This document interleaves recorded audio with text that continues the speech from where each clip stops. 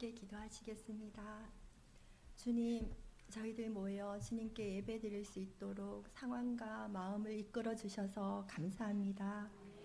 주님 앞에 고개 숙여 예배드리는 이 시간, 저희 마음속 깊은 곳까지도 살펴보시는 주께서 저희의 모든 죄악을 씻어주시고 저희의 모든 약함을 만져주시옵소서.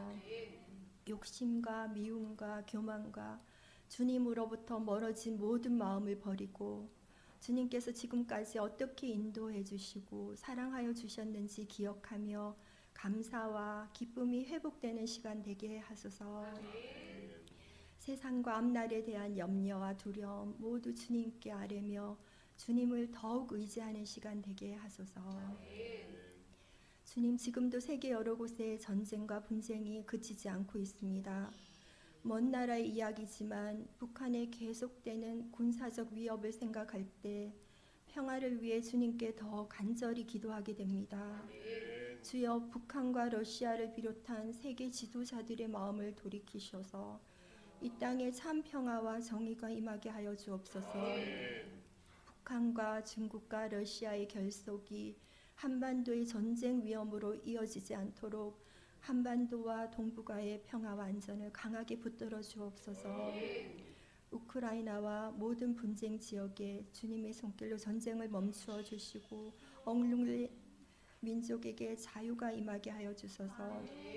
전쟁으로 가족을 잃어버린 유가족들과 불안에 신음하고 있는 많은 사람들이 그 아픔 속에서 예수 그리스도 우리 주를 만나게 하여 주옵소서. 고통 중에 있는 모든 사람들이 예수님을 만나고 예수님을 붙들게 하여 주소서. 복음을 증거하는 열방의 선교사님들에게 사명 감당할 힘을 더하시며 돕는 손길을 붙여주셔서 주님의 공급하심의 은혜를 매 순간 경험하게 하소서. 저희도 그 돕는 손길이 되어 주님의 일에 참여하는 복을 누리게 하옵소서. 주님, 저희 나라 정치, 경제, 사회, 문화, 교육 전 영역에 하나님 나라의 질서와 가치관이 굳건히 세워지게 하여 주옵소서. 하나님을 대적하는 악법을 제정하려는 시도가 계속 일어나고 있습니다. 하나님께서 정하신 남성과 여성이라는 성가치관을 허물고 동성애와 동성결혼을 합법화하려는 시도들이 저희 나라에서 서지 못하게 하여 주옵소서. 하나님의 창조 질서가 사람들의 마음속에 회복되게 하여 주소서. 하나님을 경외하는 사람들이 이 나라에 날로 날로 많아지게 하여 주시옵소서. 주님, 한국교회가 신앙의 유산을 이어받아 종교 다원주의와 세속적 흐름 속에서도 흔들림 없이 성경적인 신앙을 끝까지 지켜내는 교회가 되게 하소서. 세상의 가치관이나 기준이 아니라 오직 말씀과 기도를 삶의 표대로 삼아 주님이 주시는 참 기쁨과 평화를 누리며 살아가게 하소서. 한국교회와 성도들의 마음이 높아지지 않게 하옵소서. 교만한 마음을 버리고 남을 나보다 더 낮게 여기며 낮은 마음으로 이웃을 섬기며 믿지 않는 영혼에게 사랑으로 복음을 전하게 하여 주옵소서. 용납하지 못할 사람도 용납하고 사랑하지 못할 사람도 사랑할 수 있도록 마음을 넓혀주시고 죽어가는 영혼에게 복음을 전할 수 있는 열정과 담대함을 부어주시옵소서. 주님, 저희 샘토교회가 해마다 날마다 성숙하게 하시어 주님의 마음을 알아 주님을 위하여 일하고 주님의 마음으로 사랑하는 교회가 되게 하여 주소서. 주님, 특히 노건사님들을 위해 기도합니다. 영육을 강건케 하시고 기도의 사명을 끝까지 감당하게 주님 지켜주시옵소서. 믿음과 무릎과 인지 능력이 약해지지 않도록 지켜 보호하여 주옵소서. 천국 소망으로 날마다 감사와 기쁨이 넘치도록 은혜를 더하여 주소서. 두 분 목사님과 사모님의 영육을 강건케 하여 주시고 주님을 기쁘시게 하는 귀한 종들 되게 하여 주시옵소서. 청년들이 주 안에서 꿈꾸며 세상의 가치관보다 주님의 가치관으로 사는 복을 내려 주시옵소서. 오늘 우리 목사님 말씀 증거하실 때 성령님 함께 하여 주시옵소서. 저희들이 주님의 뜻을 잘 깨닫게 하여 주시옵소서. 주신 말씀 붙들고 순종하며 세상에서 승리하며 살아가게 인도하여 주시옵소서. 이 모든 말씀 저희를 위해 목숨을 주시며 사랑하여 주신 예수 그리스도 이름으로 기도드립니다. 아멘.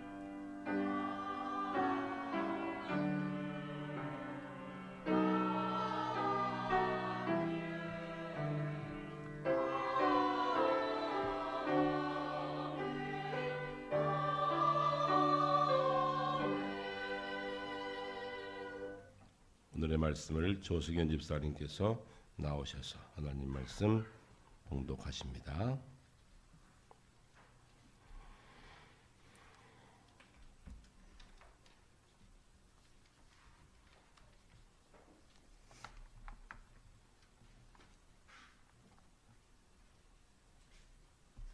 오늘 우리에게 주시는 하나님 말씀은 전도서 9장 7절에서 10절 말씀입니다. 구약 957쪽입니다.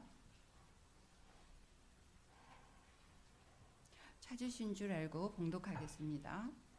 너는 가서 기쁨으로 너의 음식물을 먹고 즐거운 마음으로 너의 포도주를 마실지어다.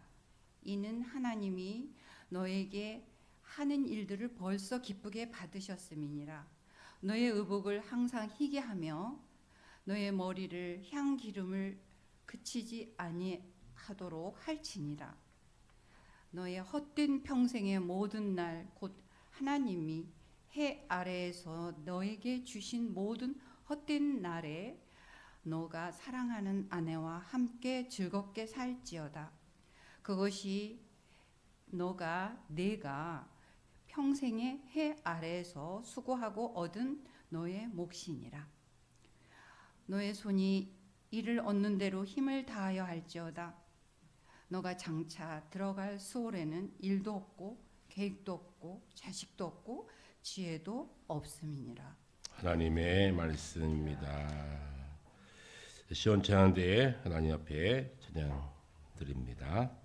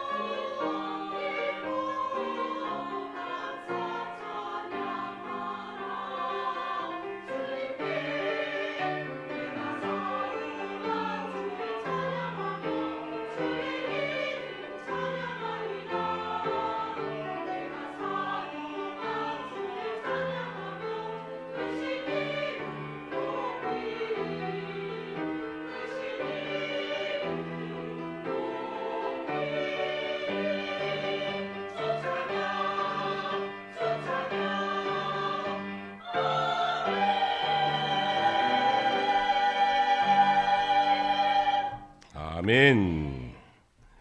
찬양 감사합니다. 잠시 기도하겠습니다. 하나님, 벌써 9월의 마지막 주일을 맞이합니다. 찌든단 더위도 사라지고 아침 저녁 선선한 바람이 불어오는 좋은 계절 주셨습니다. 이 좋은 시간에 함께 저희들 모여서 아름다운 환경 가운데 예배하게 하심을 감사합니다. 이제 말씀 함께 나누고자 합니다. 종을 통하여 허락하신 말씀이 잘 전달되게 하시고 말씀 속에서 우리가 삶의 의미를 확인하고 우리 남은 인생을 주뜻대로 살아내는 하나님의 사람들이 되게 하여 주옵소서. 부족한 종은 가리워 주시고 온전히 하나님의 말씀만이 잘 전달되는 은혜의 시간 되게 하여 주옵소서. 예수님의 이름으로 기도합니다. 아멘. 얼마 전에 요유에 있는 농협지점장님과 잠깐 차 한잔을 하게 됐습니다. 오랜만에 만나서 차를 마시며 대화하는 중에 제가 물었습니다. 많이 바쁘시죠? 그랬더니 요즘 대출이 없어서 죽을 지경입니다. 규제가 많아서 대출이 안 된다는 거예요. 은행은 대출이 많이 나가야 먹고 살거든요. 그래서 방 안에 가만히 앉아 있지만 속은 타들어갑니다. 그래서 그 다음 말이 중에 목사님 기도해 주세요. 교회 다니는 분 아닌데 그런 말씀 하시더라고요. 그러면서 이어서 그런 말씀 하세요. 목사님 주일마다 바쁘시지요? 주일 지나고 나머지 날 좀 한가하시죠? 그렇게 물어보시더라고요. 제가 그래서 한마디 얹었습니다. 지점장님, 손흥민이 축구 경기할 때만 공짜 한 줄 아십니까? 그 90분 위해서 축구하고 공과 함께 삽니다. 그랬더니 그렇군요. 뭔 말인지 알겠습니다. 설교 한 편 위해서 예배 한 시간 위해서 한 주간을 얼마나 부지런히 사는지요. 참 바쁩니다. 한 주간이 훅훅 지나갑니다. 바쁘게 일합니다. 그런데 일하는 것이 행복합니다. 우리 주부님들도 밥 한 그릇 만들어내기 위해서 얼마나 일하십니까? 식구들은 10분 만에 먹어치우는데 그 10분을 위해서 때로는 한 주간, 어떤 것은 한 달을 걸려서 준비해 놓은 음식들도 있습니다. 그러나 일하는 것이 기쁨이 아니겠습니까? 밥 차려줄 식구가 있는 것이 행복이 아니겠습니까? 추석이 되면 성묘를 갑니다. 산에 가서 이렇게 돌아오면 참 먼저 간 분들이 참 많습니다. 다 누워 계십니다. 그때 마음속에 그런 마음이 들어요. 살아있다는 것이 대체 무슨 의미일까? 다 저렇게 많은 분들이 어른들이 누워 계시는데 대체 내가 살아있는 것이 무슨 의미일까? 그런 마음을 갖게 됩니다.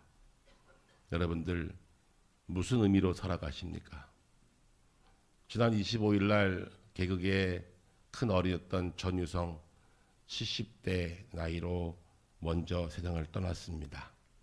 많은 이들이 웃음을 주었고 해악을 주었던 희극인이 70대에 80도 못 살고 떠나버렸습니다.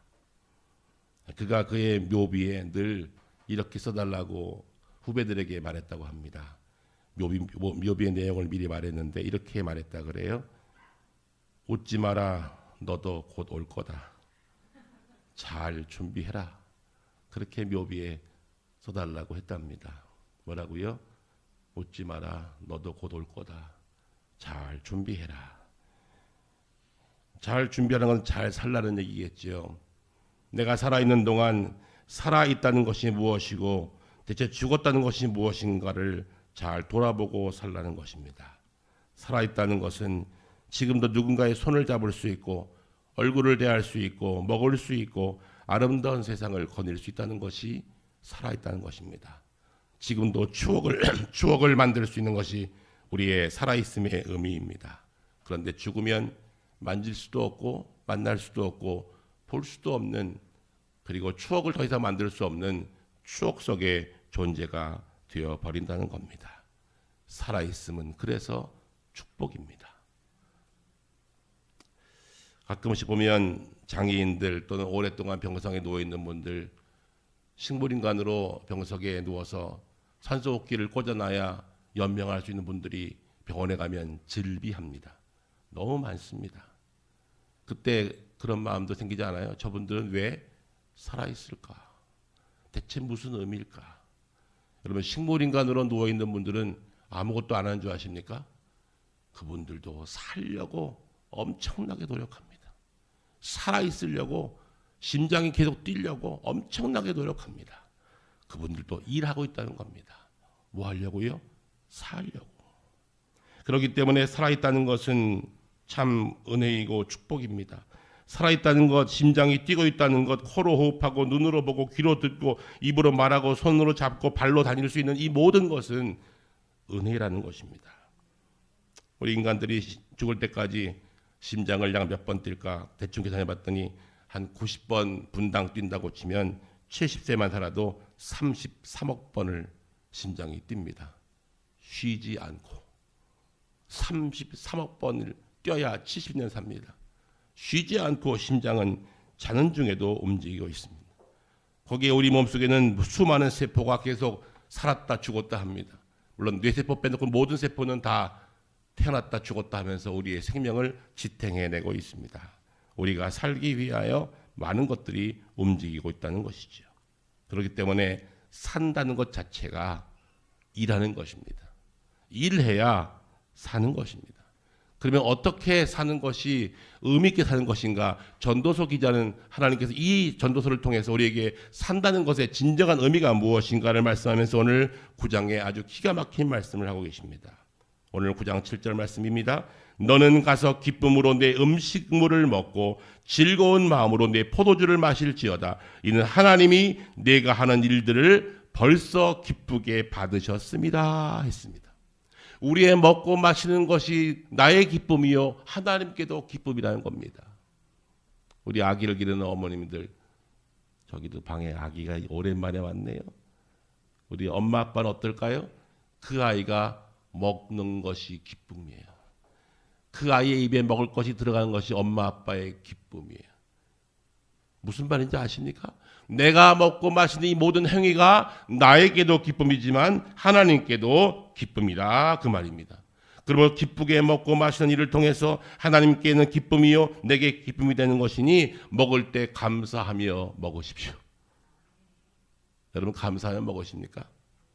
그저 하루하루 먹을 때마다 오늘은 반찬이 짜네, 싱겁네, 맛이 있네, 없네, 배부른 소리죠.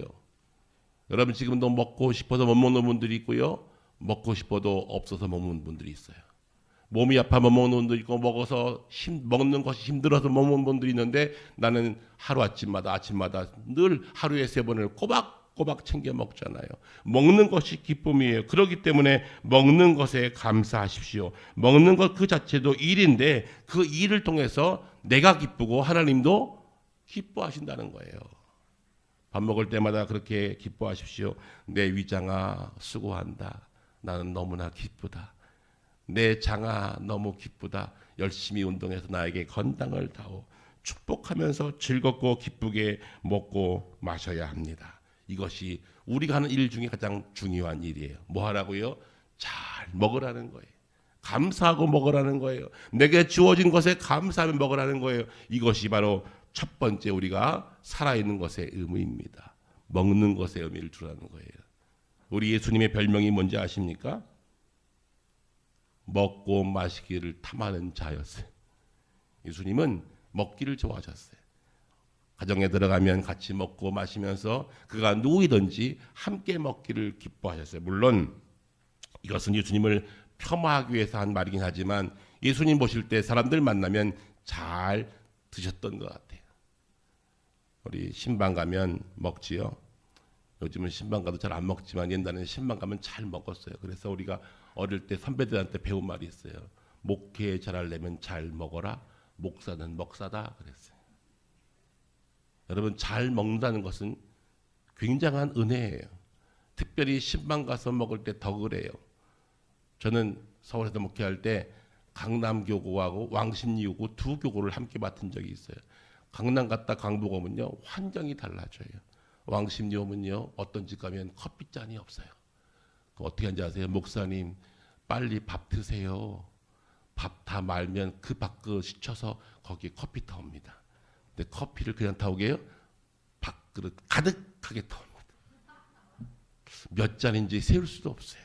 어떻게 하게 해요? 그렇죠. 완샷 쫙 먹고, 아유, 집사님 너무나 맛있네. 커피가 이렇게 맛있는 건 내가 압구정 가서도 내가 먹어본 적이 없어요. 그러면 그분이 환하게 웃어요. 반 거짓인 거 알아요. 그래도 기뻐해요. 내가 먹는 곳으로 그분이 기뻐하는 거예요. 그 다음부터 소문납니다. 김 목사는 커피를 사발로 먹더라. 그때부터 가는 집마다 커피가 한 사발이에요. 그래도 기뻤어요. 먹는 게 기쁨인 거예요. 더구나 함께 먹는 것은 더욱더 기쁨이에요. 여러분, 지금 우리나라 통계 보면 1인 가구가 약 782만 9천 가구쯤 된대요. 약 35%. 안 놀라십니까? 세 가구 중에 한 가구는 혼자 살아요. 무슨 말인지 아세요? 혼자 먹는다는 거예요. 세 집에 한 집이 혼자 먹어요. 그러니까 누군가와 함께 먹는다는 것은 엄청난 큰 축복인 거예요. 더구나 먹고 건강한 더욱더 큰 축복인 거예요. 여러분, 잘 먹으십시오. 그리고 함께 먹으십시오. 이것이 우리가 사는 삶의 의미래요. 의미래요. 하나님께서 말씀하신 거예요. 그러게 우리 예배를 마치면, 예배가 끝나면 꼭 항상 밥상 공동체를 합니다. 저기에 참여하세요. 에이, 그까짓 뭐 밥이 없어서 못 먹나. 집에 가서 밥 많은데. 밥 먹는 게 아니라고요. 여기에는 특별한 의미가 있어요. 함께 먹는 거예요. 함께 먹으면서 같이 교제하고 한 주간의 삶을 나누고 자녀들의 문제 이야기하고 어르신들 문제 이야기하면서 함께 하는 거예요. 함께 나누는 기쁨, 함께 나누는 교제, 여기에 의미가 있는 거예요. 밥 먹을 때 반드시 기억하세요. 중요한 것은 맛있다 맛없다가 아니라요. 함께하는 즐거움, 그것이 복이요. 그것이 삶의 의미라는 거예요. 여러분, 먹기 위해 삽니까? 살기 위해 먹습니까? 어떤 분들은 먹기 위해 사는 분이 있어요. 먹기 위해 사는 분들. 어떤 분은 살기 위해서 먹는 분이 있어요. 둘 다 좀 비참해요. 우리는 먹기 위해 사는 것이 아니라, 살기 위해 먹는 것이 아니라, 먹는 것 자체에 의미를 두고 먹는 것 속에서 살아있는 삶의 의미를 발견하는 사람들, 좀 다른 사람들이에요. 그러기에 먹을 때마다 감사하십시오. 기뻐하십시오. 그리고 잘 나누십시오. 이것이 삶의 의미라고 우리에게 말씀하세요. 먹는 것 참 중요하지요. 두 번째는 오늘 둘째 번에 9장 8절 보니까 내 의복을 항상 희게하며 내 머리에 향기름을 그치지 아니하도록 할지니라 그랬어요. 자, 먹은 다음에 삶의 의미를 갖추기 위해서 뭐 하라고요? 잘 가꾸랍니다. 잘 가꾸래. 내 의복을 항상 희게하고 내 머리에 향기름을 그치지 아니하도록 할지어다. 하나님의 말씀입니다. 여러분, 그래서 이거 뭐 명품 옷을 입어라, 명품백을 매라, 그 얘기가 아니고요. 항상 정결한 옷을 입고 향기름 바르고 자기를 잘 단장하는 것, 이것도 삶의 의미라는 거예요. 그래서 주일날 교회 올 때는요, 잘 단장하고 오세요. 가장 내 옷 중에 제일 좋은 옷 입고 오세요. 가끔씩 보면 주일날 특별하게 옷을 바꿔 입은 분이 있어. 오늘 왜 이렇게 옷이 바뀌었지? 오후에 결혼식 간대. 그 옷을 주일날 입고 오라고요. 왜 그걸 결혼식 갈 때 입어? 오늘 특별히 머리가 이상해. 저 집사님 미용실 갔다 왔나 보다. 야, 진짜 아름다워. 오늘 머리가 너무 잘 됐어. 물어봐요. 오후에 잔치가 안 되는 거예요. 그렇게 교회 오세요. 잔치 갈 때 하지 마시고 주일날 머리에 힘주고 오시라고요. 이게 뭐예요? 삶의 의미라는 거예요.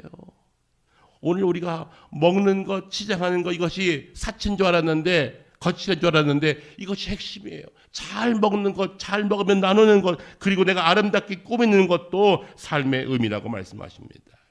아가서 6장에 보면 아침빛같이 뚜렷하고 달같이 아름답고 해같이 맑고 깃발을 세운 군대같이 당당한 여자가 누구인가? 빨리, 누구인가? 나. 여러분, 아까서 이 말씀은요, 아침빛같이 또렷하고 달같이 아름답고 해같이 맑고 깃발을 세운 군대 같은 당당한 여자, 당당한 사람아, 바로 너다. 그런 말이에요. 하나님은 우리를 그렇게 바라보세요. 그러니 당당하십시오.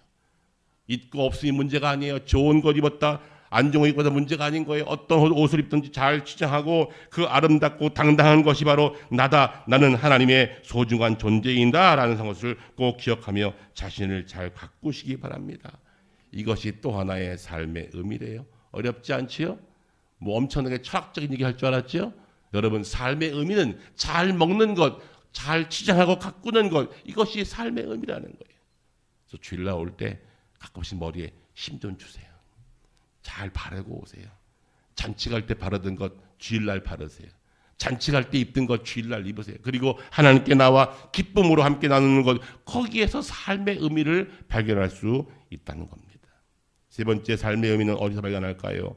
셋째는 사랑하는 일입니다. 9장 9절의 말씀이지요.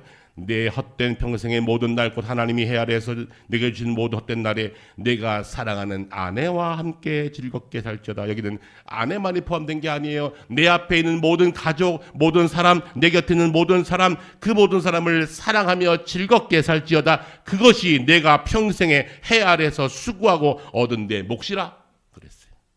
여러분, 지금 내 앞에 있는 분들을 사랑하십시오. 제발 미워하지 마세요. 사랑하고 살아도 인생 별로 길지 않아요. 내 앞에 있는 아들, 딸들, 내 부모, 내 자식, 내 아내, 내 남편, 이것이 내게 주는 몫이라고 한다면 늘 사랑하며 즐겁게 살아. 이것이 삶을 의미 있게 사는 것이다. 그렇게 말씀하세요. 어렵습니까? 쉬워요. 사랑하며 사십시오. 거기에서 삶의 의미를 발견할 수 있게 될 줄로 믿습니다. 바로 이것이 사랑하며 사는 것이에요. 여러분, 어떻게 사랑할까요? 가장 가까운 곳에 있는 분도 사랑하세요. 멀리는 가지 말고 가장 가까이 있는 사람, 우리 식구부터 사랑하세요. 가장 가까이 있는 사람 사랑하지 못하면서 사랑하는 그 사랑은 가짜예요. 거짓이에요. 내 아내, 내 남편, 내 자식 사랑하지 못하면서 무슨 이웃 사랑한다고, 무슨 인류를 사랑한답니까? 여러분, 곁에 있는 가까운 사람을 사랑하십시오. 이것이 내게 주신 몫이라고 우리 하나님께서 말씀하십니다. 사랑하며 사십시오. 그것이 삶의 의미입니다. 그렇게 사는 것이 의미 있게 사는 겁니다. 별로 어렵지 않지요? 그런데 쉽진 않을 거예요. 왜 미운 인간이 없어?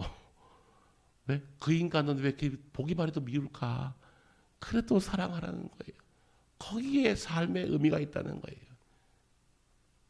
마지막 네 번째로 어떻게 하는 것이 삶의 의미를 발견하는 것입니까? 넷째는 주어진 일에 최선을 다하는 것입니다. 보십시오. 9장 10절입니다. 내가 장차 들어갈 스올에는, 스올이란 죽은 자들이 가는 공간을 말해요. 내가 들어갈 스올에는 일도 없고 계획도 없고 지식도 없고 지혜도 없습니다. 그러므로 어떻게 하라고요? 지금 내게 주어진 일에 힘을 다하여 지금 최선을 다하는 것입니다. 일도 멈추는 날이 옵니다. 멈추는 날이 와요.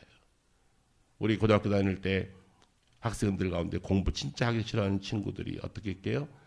가방에다가 고생보따리, 매직으로 고생보따리 이거 쓰고 다녔어요. 그런데 그 주변에는 그 고생보따리 못 들어본 친구들이 많았어요. 나는 언제 학교 가나. 10대 공장 가서 일하기 때문에 고생보따리 못 든 아이들이 많았다고요. 그런데 정작 공부하는 그 친구들은 그게 고생보따리래요. 지나고 보니까 공부하는 게 제일 쉬웠더라고요. 아멘이죠? 그럼요. 공부하는 게 제일 쉬웠다니까. 살다 보면 더 힘든 일도 많아요.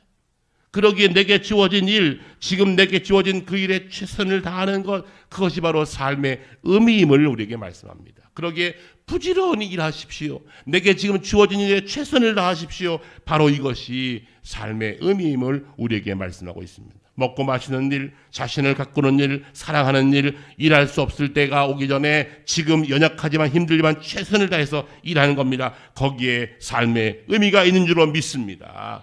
내 나이 80 넘었는데 무슨 일을 하노? 여러분, 살아있음의 의미가 있는 거예요. 열심히 부지런히 일하세요. 최근 우리 한국 통계 보니까 작년 통계가 청년 실업률이 4.9%래요. 4.9% 정도는 청년들이 일하고 싶은데 일을 못하는 거예요. 일 안 하는 거 말고 일을 하고 싶은데 못하는 청년들이 4.9%가 있어요. 무슨 말입니까? 지금도 일하고 싶은 분들이 많아요. 그런데 우리는 그 일에 대해서 너무나 일을 쉽게 여길 때가 많아요. 나는 언제 쉴까? 그날이 곧 옵니다. 스월에 가면 일하는 것도 없고 지혜도 없고 지식도 없고 아무것도 없어. 그러니까 지금 일하는 것을 뭐하라? 기뻐하라. 감사하라. 그 말이에요. 어떻게 할 수 있습니까? 창세기 1장에 하나님께서 우리를 창조하신 후에 우리에게 주신 중요한 명령이 있어요. 어떻게 하라 그랬어요? 생육하고 번성하고 땅에 충만하라. 땅을 정복하라. 땅을 다스리라. 그렇게 말했어요. 어떻게 하라고요? 생육하고 번성하고 땅에 충만하라. 그리고 땅을 정복하라. 땅을 잘 관리하라. 나도 일했으니 너희도 일해라. 그래서 우리를 일하라고 이 땅에 보내신 것입니다. 그 일은 축복입니다. 일하는 것이 은혜입니다. 일하는 것이 삶의 의미입니다. 그러므로 일 자체가 축복이기에 그 일은 생존을 위한 수단이 아니라 내 소명이요 나의 사명인 것을 꼭 기억하시기 바랍니다. 왜 일하십니까? 하나님이 나를 여기에 세웠으니 일하는 것입니다.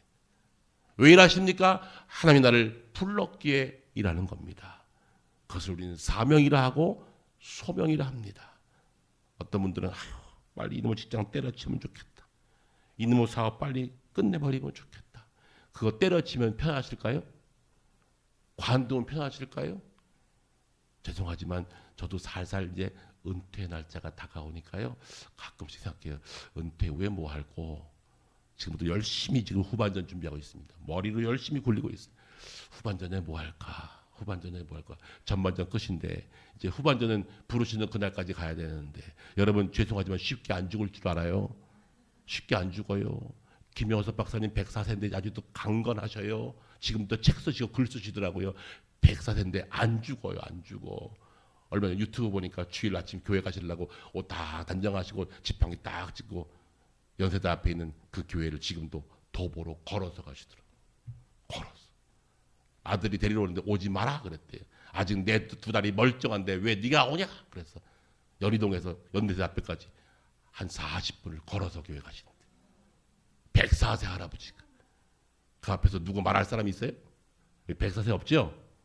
꼼짝하지 마시고 교회에 오매 감사하고 걸음에 감사하고 존재함에 감사하고 내게 주어진 일에 감사하고 살아가는 거예요. 그분은 원래 글 쓰던 분이니까 지금도 104세인데 글 쓰고 있어요. 지금 아침마다 글 쓰시는 거예요. 아침마다 독서하시는 거예요. 뭐 보십니까? 그랬더니 내가 썼던 책 다시 본다.